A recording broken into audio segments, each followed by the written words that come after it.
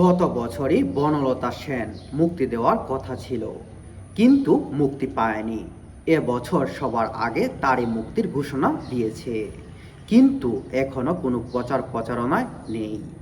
সিনেমার পরিচালক মাসুদ হাসান উজ্জ্বল বৃহস্পতিবার প্রথম আলোকে বলেন, কিছু কারণে আমরা এখনো প্রচারণায় যেতে পারিনি, তবে আমাদের সব প্রস্তুত হচ্ছে। এখনো অফিসিয়াল কোনো ঘোষণা দেয়নি। হল নিয়ে কিছু ভাবনার বিষয় রয়েছে, কারণ সন্ধ্যা 7টা পর্যন্ত সিনেমা হল খোলা থাকবে। এরই মধ্যে কতটা শো কাভার দিতে পারবো ভাবিনি, সময়টা জুটছই না।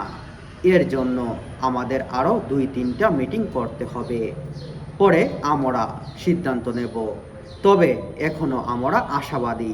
সরকারি অনুদানে নির্মিত ছবিতে নাম ভূমিকা অভিনয় করেছেন মাসুমা রহমান নাবিলা। সিনেমায় কবি জীবনানন্দ দাশের ভূমিকায় পালন করেছেন খায়রুল বাশার।